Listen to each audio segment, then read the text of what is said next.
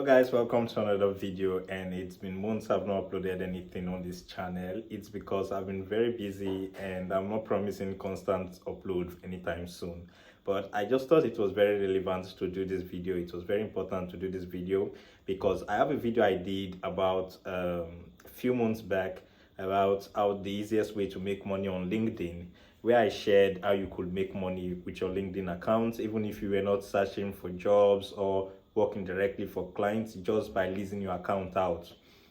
So it's a very interesting thing. It's very nice to make money, and I've seen people do it before. I've not personally used my account, but I thought, okay, if I share this opportunity, if people were interested, I was going to, okay, link them to agencies.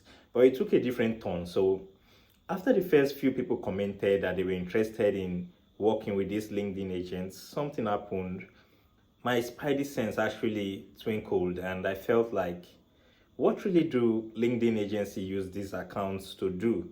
Now, generally, they use it to do something not really bad. They use it to grow their businesses, to for brand advertisement, and to make it feel like the brand is a strong brand, which is not bad. It's a normal thing, though it's against LinkedIn's terms and condition. But that was not my major concern. It was the concern that there was the possibility for people to actually use it for malicious intent. That was my main concern. So if there's one thing about this channel that I try my best to do, is to make sure that I'm not involved in anything that could cause potential threats or harm to my viewers. Now, I received couple mails in the past. As small as my channel is, I've received couple mails in the past where a business is telling me to just talk about them, finance businesses, to talk about them, and they're going to pay me. I should tell them what they want. Now, the thing about finance niche of YouTube is this: if I agree to do that video and I talk about those businesses, some of them are trading platforms, and even if it's just two persons that actually click those links and use those stuff, it could actually be scam on their own part, and I will make my own share, and the business scams them, and they are the people that loses the money. So when you're dealing with finance niche, you just have to be extra careful so that you don't ever get to be in the in-between controversies. That is one thing I really avoid, like, a lot.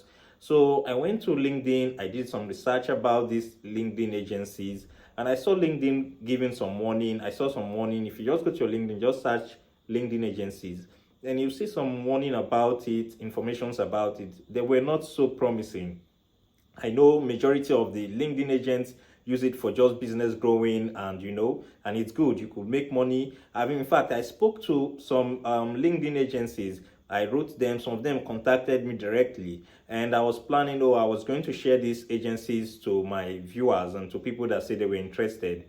But when I delved deep into it and started noticing that, there were possibility of risking it, I just felt like it was not worth sharing. That is why a lot of people have been asking in that video, drop link for the agencies. I've just been very, very resistant. Now, I even have a WhatsApp group, not my personal group, but I'm in a WhatsApp group where I've even referred a couple people in the past. I even had to tell them, see the risk involved in working with these LinkedIn agents. You don't know which one is actually harmful. Yeah, out of 100, maybe 99 are good, but there may be one harmful one that wants to do something malicious with your personal information. So just that 1% alone is something that is worth me not involving myself in, because I really hate internet controversies where someone gets scammed and you'll be the source. You are the tool that was used in the process. So this is why I've not dropped any information on the LinkedIn agency. So do LinkedIn agency actually pay? Definitely they do pay, but I don't think it's something that I would want to suggest for my viewers. Now, speaking about my schedule, I've not been available for like couple months now. There were some few videos I did in the past, a series of I think everything you need to know as a Nigerian student. It was not traditionally in the line of my videos, but I did it because it was something I had passion for, something I just had to share. It's the kind of videos you do as a creator that you feel like, this video is not going to get me views, but I want it to be out there so that if it is one person that watches that video and gets touched or gets improved, it means a lot to me. Now, one thing you should also know about this channel is that I am not so much like into the whole views farming. I just want to provide valuable information and valuable content. So it is like the main crux of my whole website, my whole channel It's what I'm trying to do daily. But right now I am working on, it's school related, so I'm working on some couple projects school related, and I just have to take some time off. Still, from time to time I'm going to drop updates, I'm going to drop videos. Then again, people that I told about Mindrift is massively shortlisting. You can go to the Mindrift website right now and you just go ahead and look for the vacant roles and actually apply. There's actually an active project going on, so if you get onboarded now, you can easily get work and start working. So there are still other opportunities that I would love to talk about, like subsequently, like one former WROS,